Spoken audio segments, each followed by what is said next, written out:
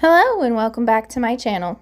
For today's video, I am having a play around with the newest distress color, which is Lumberjack Plaid, and I am pairing it with, conveniently enough, the Lawn Fawn Plaid Stencil set.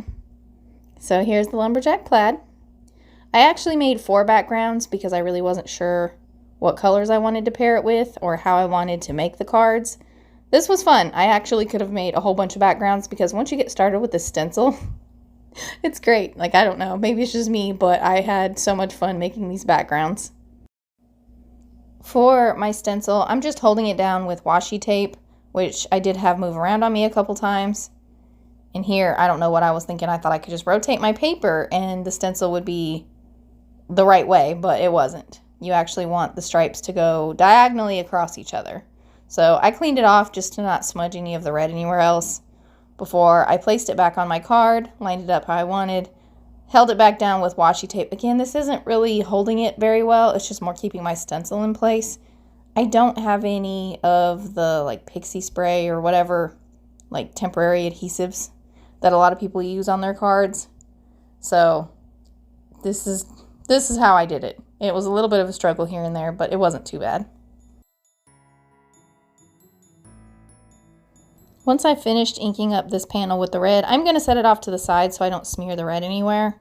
And I'm going to get a new panel, and for this one I'm using Salvaged Patina and Uncharted Mariner.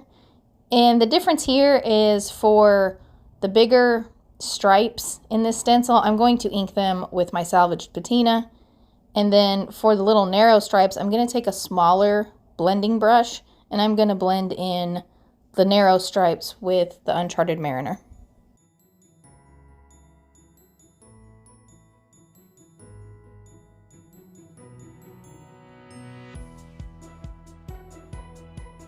After I've completed it this way, of course I'm going to flip it so that it's a different orientation and repeat the process. I'm not going to show you that just because it seems kind of pointless to do that. Now I'm going to take the second stencil that comes in that set and I'm going to line it up and I'm just going to ink all those with red. Again, this was all for Lumberjack Plaid anyway. That's why red is an addition to each of these cards. Also, I did not know what I was doing with this stuff when I started. As far as what I was using the backgrounds for, I was just making backgrounds, loving how they looked. These would be really good as like candy cane stripes too if you use the bigger stencil. And like you totally don't have to do the second like flipping of the stencil and inking it again. It actually can look cool a lot of different ways. I love this stencil. I need to bust it out some more. Now that my red panel has had time to dry, I'm going to bring it back out. I'm going to use that second stencil. And I'm going to ink up all my little lines with the Uncharted Mariner. And that'll be the color combination for this one. Now for some reason, I had issues ink blending panels on camera. I'm not really sure, but the 2 that I did off camera were perfectly fine. All right, here I have a panel that's I think roughly 3/4 of an inch taller and wider than my plaid backgrounds, and for this one I'm just ink blending with that Uncharted Mariner, and I'm only going around the edges because that's all you'll be able to see anyway. So this was pretty quick and easy, fairly painless. Just give it a quick color and then that's it. For this card I am using the giant Get Well Soon die, and I'm inking this up with that exact same color, Uncharted Mariner. This would have been easier if I had die cut it after I had ink blended some paper, but here I am doing it the hard way. Getting my fingers really inky. Now for layering my card, I have a slightly smaller white panel. I adhere that down, and then I adhere my plaid background right in the middle of that. I cut out that die with some foam and also some white paper. I have layered those together, and now I am attaching the blue Get Well Soon to the white Get Well Soon. And I'm kind of staggering them slightly so it has sort of a shadow. The dimension and the shadow will give it a little bit more of a pop off of the background panel. I'm going to adhere that roughly the center of my panel. Now right now the card's cute enough, just a little bit on the plain side, so I'm bringing in some images from Get Well Soon. I colored these off camera and I'm just going to adhere them with some double-sided foam tape. This is actually 2 layers of the Big Mama foam tape. And I'm just putting them here and there on my panel just to add a little bit more interest to my card. And for the little bandage, it's a bandage. Band-Aid's a brand. Anyway, I'm just putting that kind of across the end because I thought it would be cute. Moving on, I'm going to work on a completely separate card. And for this one, I am going to use How You Bean Christmas add-on. And I'm going to use the bell, the star, and the Christmas tree cookie. Just stamping those on a small stitched rectangle. I will be Copic coloring these, so these are in a Copic Safe ink. And I do show the coloring for this one. I'm using E51 for the outside of my cookies. I'm just coloring those in real quick. And then I am going to bring in, I believe it was E55 for the darker bits. So a little bit of shading here and there. You'll see that in a second. I didn't actually, I guess I wouldn't use the E55 normally. I would have probably used E53, but my E53 is dead. So I'm just kind of coloring in here or there, trying to give it a little bit more dimension.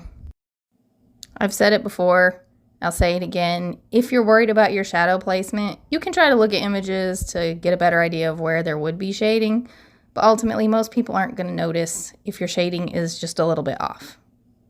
All right, sticking with my light aqua color theme from Salvage Patina, I'm using some BG markers to color in the frosting on both the Christmas tree and the bell. These are images I haven't really spent a lot of time coloring, so I felt a little rusty, sort of, coloring these, and I just kind of went for it.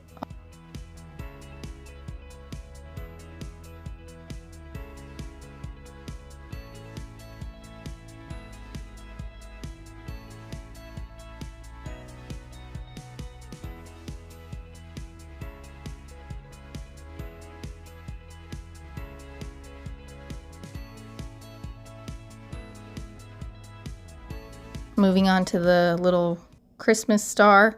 I'm using red and I'm doing the R30s for this. Same technique as I did with the tree and the bell.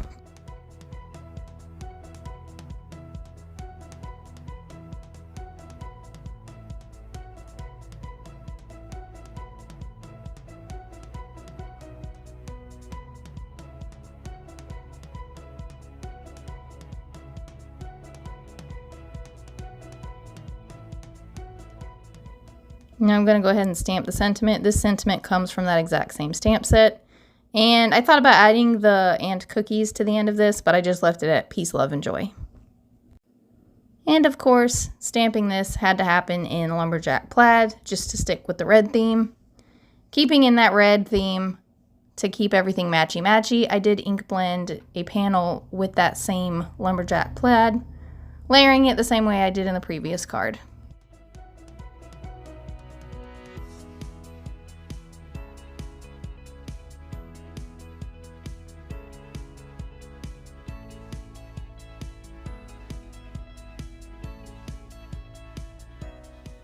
I did feel like this little rectangle here was a little bit too plain, so I'm taking my R35 and I'm going around the edges. I tried to do this with the chisel side, but that marker's drying out. I really do need a refill for it. So I decided to go in with the brush tip, which I did find a little bit harder to keep the line straight, but it worked out in the end. And here I am going to apply 2 layers of my Big Mama foam tape on the back of this just to give it a little bit more dimension and make it look a little bit more interesting because I wasn't planning on adding any additional elements to this card.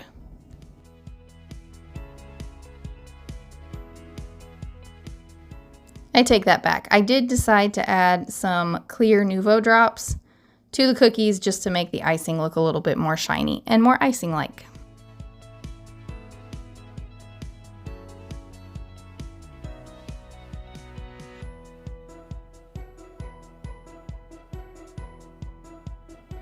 I did kind of tap this a little bit to try to get the drops to level out just a little bit.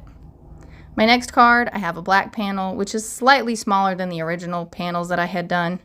I layered it with the white, and now I have these Henry's ABCs. I have die cut it from several things. One is red foam, and then I had black letters and ink blended red letters. I also have this CZ and Simon Says stamp reindeer die. that I have cut out multiple times, and I'm going to color it. This is my E70 markers, which are some of my favorite markers for critters. I just happen to really like that brown. It's kind of a warm gray brown. It's pretty.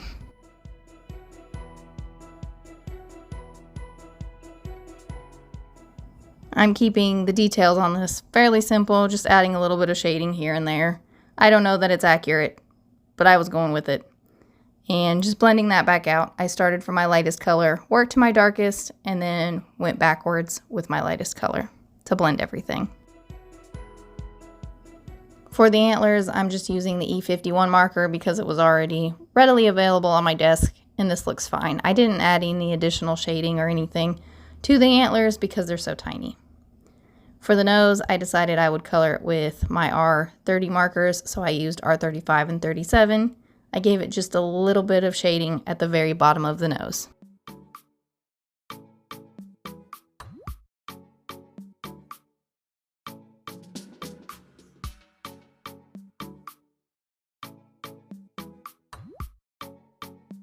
For my sentiment, I used Henry's ABCs to die cut the words Merry and Christmas.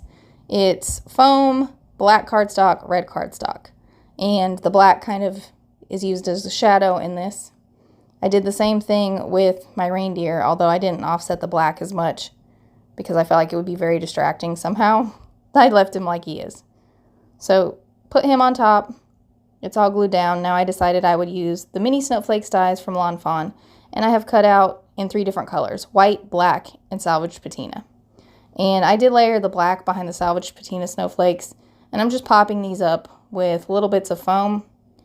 And for the white snowflakes, I thought I would just adhere them straight down and decided that they got kind of lost on the plaid background. So I did die cut those again and pop them up on foam tape and just laid them right over the old snowflakes.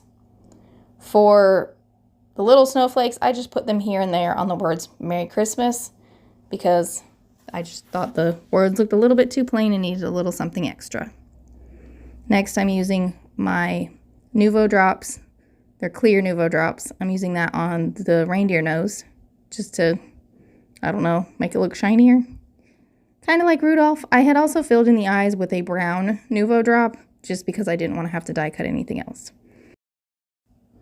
Somehow I managed to lose footage of this particular card being made. This one is using the giant happy birthday die and the Simply Celebrate critters, and I just cut the dogs apart to layer them here and there on the panel like they're peeking out of the words happy birthday. So sorry about that, not sure where it went, but it was done in the same way the other ones were. But that's all for today. I'll be back with another video soon. Bye!